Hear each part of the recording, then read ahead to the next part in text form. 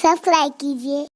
शेख अब्दुल हक मुहद्दिस देहलवी ने लिखा है कि जब हुजूर की विलादत हुई तो हज़रत आमिना खातून फरमाती कि जिब्रील ने एक झंडा काबे पे लगाया और एक झंडा हज़रत आमिना के घर पे लगाया,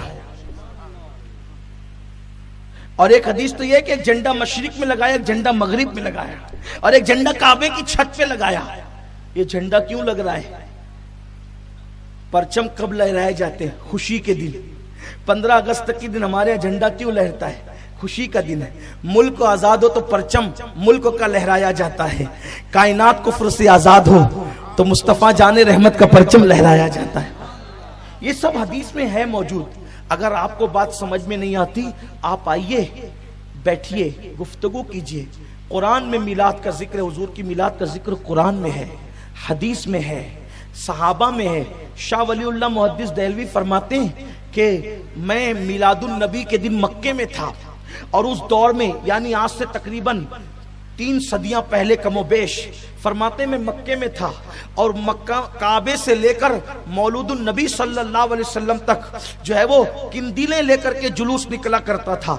उस जुलूस में मैं भी शरीक हुआ तो मैंने देखा कि लोगों के सरों से लेकर आसमान तक नूर की किंदील थी, रोशनी ही रोशनी थी। मैं फैसला नहीं कर पा रहा था कि ये मंजर मैं अपनी माथे की आंखों से देख रहा हूं या मैं अपने दिल की आंखों से देख रहा हूं। यानी वहां भी जुलूस निकलता था।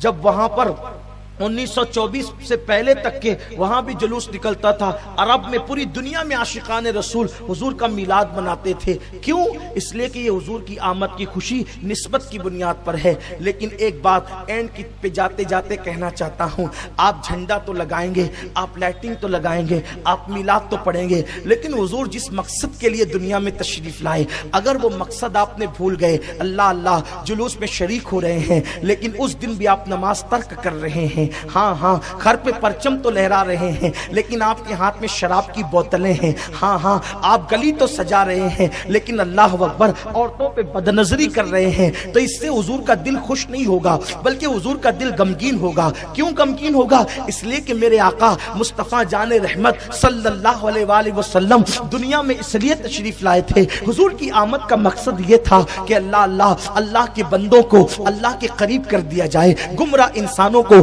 हिदायत का नूर अता किया जाए, ईमान की रोशनी अता की जाए, ईमान की रमक अता की जाए, गुमराही और गुनाह के दलदल में धंसे हुए इंसानों को तकवे की राह का मुसाफिर बना दिया जाए। मुझे बहुत अफसोस होता है, जुलूस में मेरी कौम के जवान नारे लगाते हैं, गुलामी ये रसूल में मौत भी कबूल है, और उसके बाद उनकी जब पर्सनल जिंदगी देखो, पर्सनल लाइफ देखो, तो क्या नजर आता है कि पर्सनल जिंदगी के अंदर वो गुनाह कर रहे हैं, वो पाप कर रहे हैं, कहीं चोरी करते नजर आते हैं, कहीं जिना करते नजर आते हैं, कहीं किसी को कत्ल करते नजर आते हैं, कहीं नशे और शराब की लानत में डूबे हुए नजर आते हैं। याद रखना, सिर्फ एक दिन के मिलादी मत बनो, बल्कि पूरी जिंदगी के मिलादी बनो। और पूरी जिंदगी का मिलादी कौन है? जो हुजूर सल्लल्लाहु अलैहि वसल्लम के फरामीन पर अमल करे, क्योंकि मेरे आका ने बताया कुल्लु मुस्किरिन हराम, हर नशा आवर चीज हराम है, तो फिर हुजूर ने बता दिया, अब उसको हराम मानो। लेकिन अफसोस, मुस्लिम मोहल्लों के अंदर नशा आम होता जा रहा है, मुस्लिम मोहल्लों के अंदर नशे की लानत आम होती जा रही है,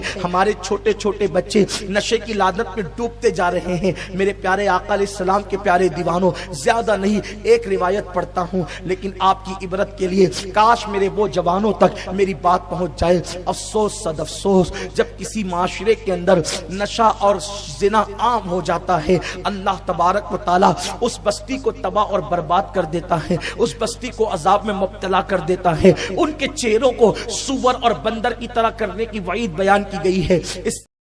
कमेंट शेयर जरूर करिए।